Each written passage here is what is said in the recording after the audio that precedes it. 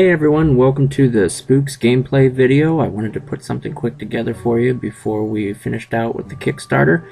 But what I'm using right now is roll20.net. It's a website. It's not associated with me, but it has a lot of tools available for people who want to play online. Right now I'm showing three characters, one being De Suite d'Armoire. He is a doll who's just in the shape of a knight. You could probably reference him to the artwork that Tobias did.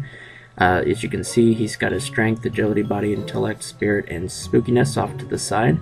And also I put in the macro bars the different types of talents and skills that the character has. So I'm going to have J Suite actually be able to roll his reaction. In order to make any type of rolls in the game, what you usually do is you roll 2d6 plus the relevant skill. In this case it would be reaction. That would be underneath the agility ability score. And then he adds his ability score to it. As you can see, he rolled a 4, 5, and 6. That gave him a total of 36 because he actually has 25 in his agility. Here's Jack Straits. He's a boot. I decided to make him up really quick. Obviously, I have all of his ability scores off to the side. He too gets to roll 4 as reaction just to try to see his order in the combat scenario. As you can see in the right-hand side, those are all of his skills that he's already selected. Jack also put a point in his reaction skills, so that actually gives him 3d6 that he rolls for his turn. He rolls 6, and this adds to 28. Jack gets a total of 34, so he's going to go after J Suite. But we also have a different character, Riselda. She is a ghost. I have her skills off to the right-hand side, as you can see. Riselda also put a point in reaction for her skills, so therefore she gets to roll 3d6. That totals out to only being a 4, but luckily she's got a 30. Add that together for her agility score with the dice, and that gives her a total of 34. In most games, usually people like to go simultaneous, but I always like to do ladies first in these particular situations.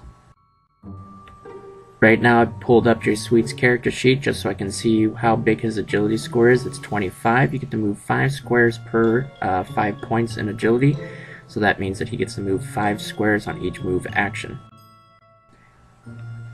Every character gets 2 actions. In this case, J Suite is going to move, so that you can see him moving his 5 squares, which is a total of 25 feet. One really fun aspect that I found with roll20.net is its fog of war. The shaded portions are what the players can actually not see. If a player is actually playing, they would see just blackness. As the DM screen, you'll actually see this grayed out, translucent film that kind of covers it all. So J Suite doesn't see anything, but he doesn't trust it, so he's trying to do a quick perception roll just to see exactly if he hears anything.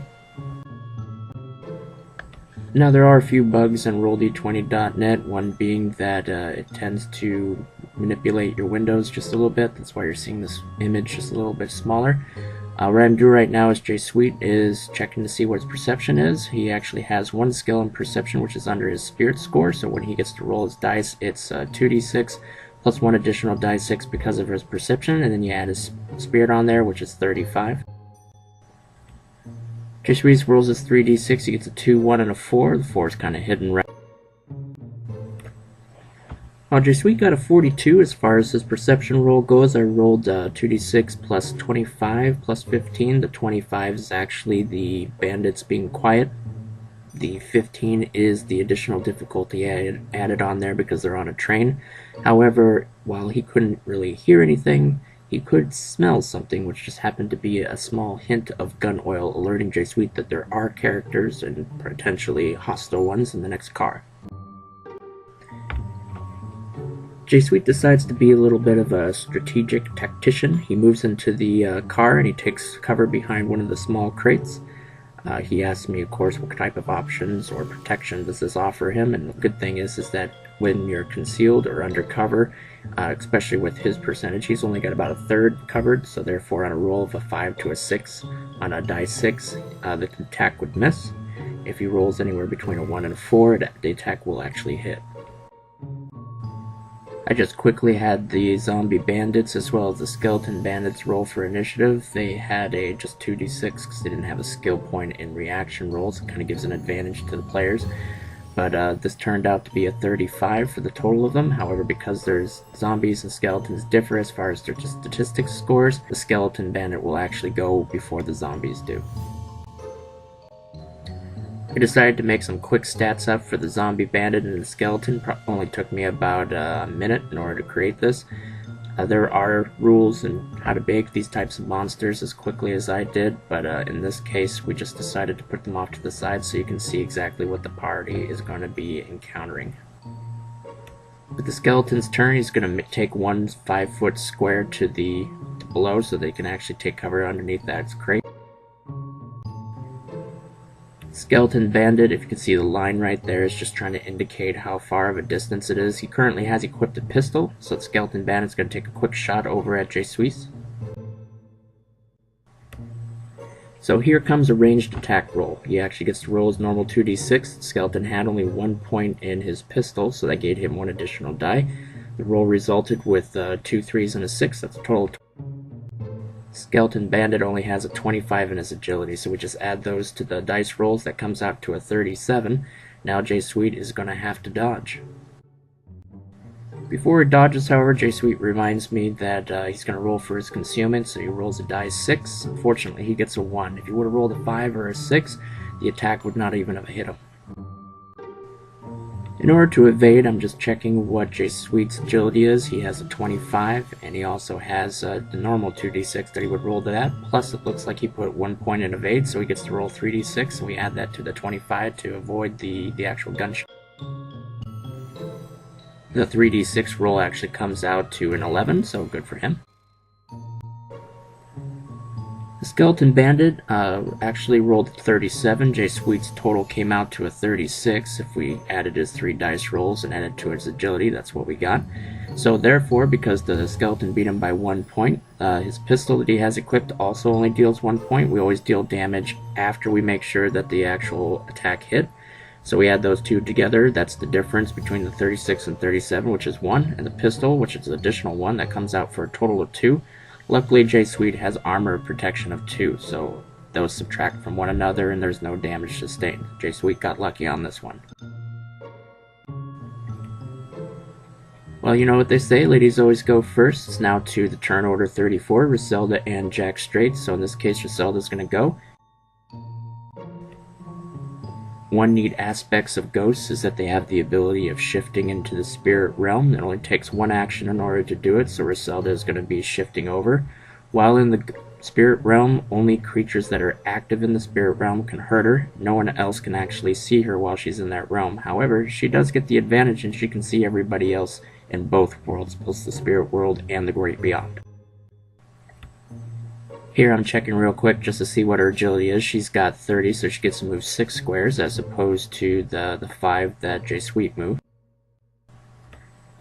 Now, had I actually been thinking, there is a run option. She can go ahead and move a little bit further than this, but instead, just for kicks, I decided to have her just move the regular 30 feet. So that ends her turn. Now it's Jack Straight's turn. He's got an agility of 28. He likes to make things a little bit outside the regular 5 points. In his case, because his agility divisible by 5 rounded down would still be 5 squares, so he can only move 5 squares in this. There's his 25-foot square. Jack's going to do a double movement here, so you always get 2 actions in a round. You can do them in any order that you want. So he's going to move 20 feet. He still has 5 more feet to go. Jack decides that he wants to go onto the square where the letters are. It's just a bunch of bags, so I ruled that he was able to squeeze in there next to the crate. That crate, if somebody tries to shoot him at a range, gives him protection of about 50%, so on a die roll of a 4, 5, or 6, the attack would miss. Now it's one of the zombies' turns. He's going to move 10 feet. He's now also going to move 10 feet forward as well, closer towards Jack Straight and J Suisse. The zombies are a little bit slower than average because of their racial statistics scores, so he's only able to move 4 squares as opposed to Jack and J Suisse who move 5 and 6 for Griselda.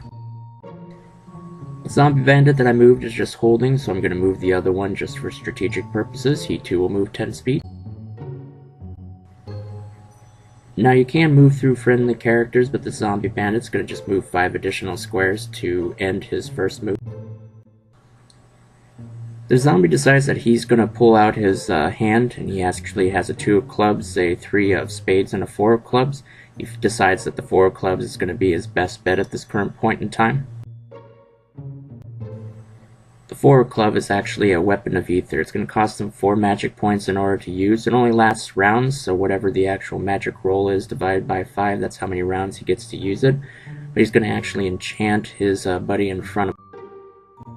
This spell gives his buddy an actual bonus by 1 for every time that the result of the magic roll is divisible by 5. One great instance about Spooks is that no matter how many skills you don't have, you do have the ability to use them regardless. It's just that you're not as good as everybody else. So because the zombie has no dice in his magic, he still rolls 2d6 and just adds it to his spirit. That comes out to a 30. After this combat, I've realized that I might need to reduce the amount that this particular spell grants, because it does give the zombie bandit ahead of him a +6 bonus. But it's still on the table. That's what playtests are for. So therefore, the zombie bandit in front of him will now make attacks with a +6 bonus.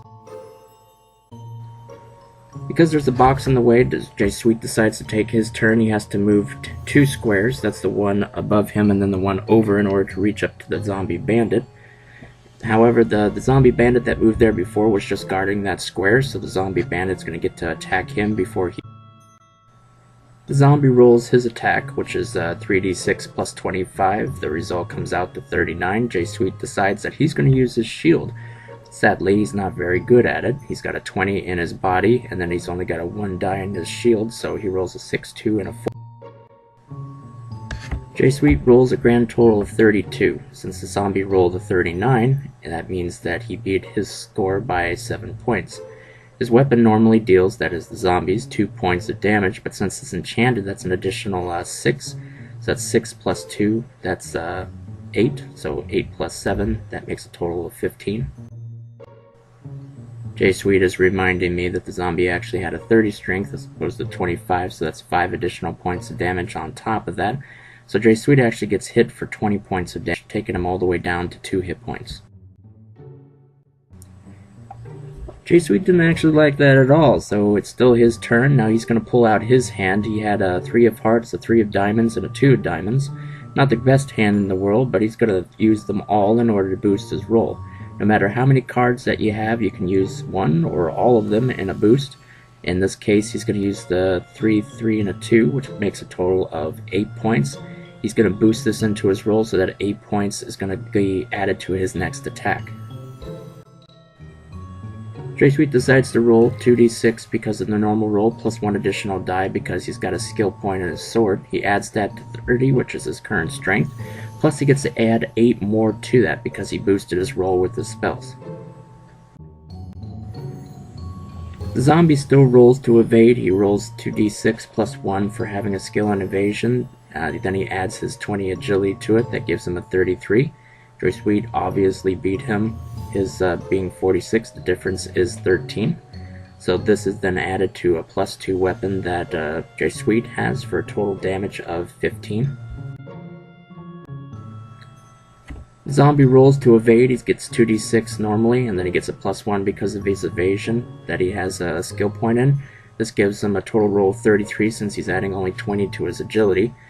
J Sweet obviously beats him with his 46, that's a difference of 13 points, and also gives +2 because of his damage to his sword, so that gives him a total of 15 points of damage that he deals to the zombie bandit. Since J Sweet is a doll, he actually has more magic points than most people do. Since he boosted with the 3, 3, and a 2, giving him a total of 8 points, he now has to subtract 8 from his magic points.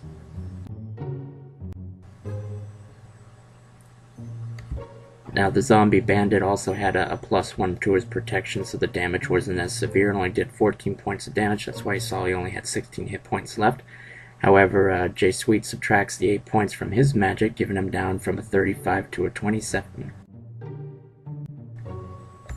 I decided to be nice to J Sweet. There is a rule that means that if you only attack on one of your actions, you do have the ability of moving only a 5-foot square. This allows people the option of lunging, but it doesn't really give any additional bonuses outside of just moving 1 square forward. Beforehand, we talked about how he just needed 10 points, that is 2 squares, in order to move to where he's at to get around the box.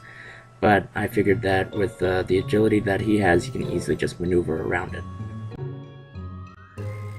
Since I was nice, J Sweet now gets an additional action, which he's going to use in order to attack the zombie bandit. With his roll and his 30 strength, he gets a 38 attack. He wants to know if the boost that he did with his previous action is going to carry over on this attack. Sadly, anytime that you boost with spell cards, whether or not it be for a skill roll or for an attack roll, it's only good for 1 roll. It does not carry on to additional actions in that same round. Now if J Sweet wanted to, he could have actually boosted again, but decided to leave it be, so the zombie decides to dodge. Here's a prime example to ensure that your math is correct. As you can see that the zombie actually only had an agility of 20. With the outcome being as it made, the zombie had a 36, J Sweet had a 38. Otherwise the zombie would have had a 31, which means that he would have actually sustained 5 additional points of damage. But this is just a demo anyway. If it was an actual real play, we'd just go back and change it. So in this case, the zombie, because of his higher agility score, which was granted magically, now gets 1 additional protection, and because the sword has a damage of 2, it adds to the difference of 2, making a total damage of 4, minus 1 protection. That makes it 3 points of damage that's dealt to the bandit. So we subtract the damage from the zombie who was at previously 16, now he's down to 13 hit points. The skeleton bandit now gets to go. He's checking quickly his cards just to see exactly what type of spells he can have. Looks like he has a few promising ones, but he really wants to deal damage to J Sweet in order to knock him out of the game. The skeleton bandit decides that he wants to keep the 3 of Hearts, which is actually a healing spell, in his hand just for safekeeping, but he decides to discard 2 cards and then draw 2 more. Discarding doesn't cost him an action, but drawing 2 cards does. Not quite the cards that the skeleton was hoping for. He got a 3 of spades and a 2 of diamonds. Both of them are not very useful in this current situation, so he's deciding that he's just going to hold his action, since shooting right now with his pistol might harm his friends. Now it's Roselda's turn. She decides, while still in the spirit realm, that she's going to move 30 feet, landing on J Sweet. Now, because she's in the spirit realm, she doesn't actually affect anybody that she's walking through, so Roselda continues on past the bandits without having them attack her or cause her any harm. It's now Jack's turn, and he decides that he's going to be a little bit of a prankster and cover up Roselda with a 3 of Hearts, which is the Love and Stitches spell that I talked to you about previously. When he casts this spell, which takes an action, it allows him to restore a number of hit points equal to his magic roll divided by 5. We're checking Jack's skills right now. Over on the right hand side, as you can see, he's got a magic skill of 1, so this means he gets to roll 2d6 plus an additional 1 die 6 when he's rolling. Jack manages to receive a 2, 1, and 3. Not the best roll in the world. If he would have rolled all 5s on those, that would have been 3 additional hit points he could have healed. The total comes out to 31. If we divide that by 5, that brings us to 6 hit points. He's going to immediately heal J Sweet. Now, since Jack used a spell card that has a 3, that means that we now subtract 3 magic points from his total. His total previously was 25, now he's down to 22 magic points. Since J Sweet is at 2, the additional 6 hit points is going to bring him back up to 8. That's a great reprieve for J Sweet. Another fun thing about spell cards is that you get to hold them in your hand as long as you want. You don't have to discard upon using them, so Jack Straits decides that he wants to cast the same spell again to try to save his friend. He didn't quite fare better than what his previous roll was, so this gives him a total of 6 hit points to do again. So also we got to keep in mind to subtract 3 magic points from Jack Straight's totals. That'll bring him down to 19. This will boost J Sweet's hit points from 8 back up to 14. It's now the zombie's turn, so the bandit zombie decides that he's gonna climb over the letters and then get on top of the crate. Because the crate is an obstacle that is about hip height, that only costs him 2 squares in order to get on top of it, so it's technically 3 squares to get. The zombie bandit needs to climb up on the box. Now typically what we would have him do is take his strength plus his climb score if he has any, and add that to the 2d6 dice. He doesn't have anything in climb, so it's more or less just 2d6 plus his strength of 30. But since the climb roll is going to be so small, it's not really going to have a risk for him to fail it, so he's just going to automatically be on top of that box. It still costs him 2 squares to get there though when you climb, so his previous move action, even though he only moved 3 squares, is ended, and now he's activated a new move action, so he's already used 2 squares in that.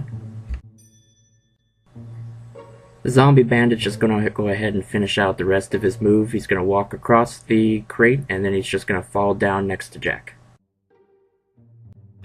Now it's the zombie's turn. He decides that he's going to take his knife and try to stab at J Sweet. He rolls 3d6 plus adds that to a strength of 30. That brings it out to 38.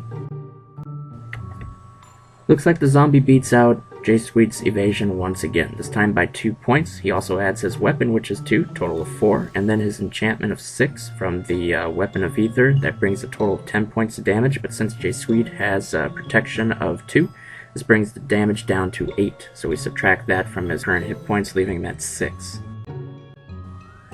The zombie has J Sweet on the rope, so he's going to attack once again. The same result happens, and poor J Sweet is actually knocked into negative hit points. This means that he faints. He doesn't actually die. A friend of his is going to have to come back to him and use some smelling salts in order to wake him up, and then another potion or maybe a spell from Love and Stitches again, and he'll be good as new. However, now it's Roselda's turn, and she gets to move a 5-foot square. Roselda manifests back in front of the skeleton, decides that she wants to scare him. That's an actual skill. She decides to roll 2d6. Since she has 1 point into it, she gets to roll 3d6, and then she adds that to her relevant ability score. The ability score in question for her is Spookiness. She has a 25 in it, that gives her a 36. The skeleton, in order to defend against it, has to roll his Willpower. Willpower is a skill underneath Spirits. Sadly, the skeleton doesn't have it, so he gets to roll only 2d6 in order to block it. He only rolls a 33. That means Roselda beat him by 3 points. Because of the scare, the skeleton's a little startled, so he's going to lose 1 die on all rolls for a period of 1 round, plus 1 additional round every time the difference is divided by 5. In the case of Roselda and the skeleton's roll, the difference was only 3, so the reduction is only good for 1 round. Now remember, the skeleton was actually holding his turn, so he gets to go before Roselda does. So now that he has actually seized her, he's still a little startled, so he gets -1 die, and since Roselda is 5 squares in front of him and he's using a ranged weapon, he suffers another loss of dice, so he only gets to roll 1 die when he gets to attack, so that's a die 6 plus 25, that comes out to a 29. For Roselda, she's got an agility score alone of 30, so she doesn't even have to roll in order to evade it. The skeleton decides that he's going to attack the same way once again, but this once again comes out to 31, completely misses her. Now Roselda decides that she's going to attack, so she gets to roll 3d6 since she has 1 point in fencing, but since fencing is an agility-based skill, she gets to add her agility score to the attack as opposed to strength. This comes out to a 43, because she was able to roll 2 6s and a 1. The skeleton decides to evade Roselda's attack. He gets to roll 1 die 6 plus his agility, that comes out to only 27. The skeleton's sweating a pretty bit, but luckily he remembers that he has the ability that any type of bladed weapon that attacks has a slight chance of passing through his ribs, leaving him unharmed. In order for this to happen, the skeleton has to do a luck roll. This is 2d6 for his case, and since skeletons are naturally lucky, on a roll of a 10 or higher, he gets to have the weapon evade. Unfortunately, the skeleton's not that lucky today. He rolls a 9, just 1 point off from being able to avoid the damage. With the differences between the attack, Griselda gets 16 points of damage against the skeleton, plus 2 from her weapon from the rapier. This grid brings the total up to 18. The skeleton has armor that's only plus 1, that brings him down to 17. However, since he is a creature of body and she's a creature of essence, he only takes half damage because the attack is from a spectral weapon. This brings the total only to 8 points of damage rounded down. Skeleton's hit points is 25, so we have to subtract 8 from, and that brings him down to 17 hit points. Griselda gets to end her turn. So far it's not looking so great for J Suisse, but Jack gets to attack himself. Maybe he has a few cards up his sleeve that's going to help. But this is actually the end of the gameplay video. I don't want to go too much longer, but I appreciate you taking the time to review this, and also appreciate all your support for the Kickstarter. Thank you very much, everybody, and you enjoy the rest of your day.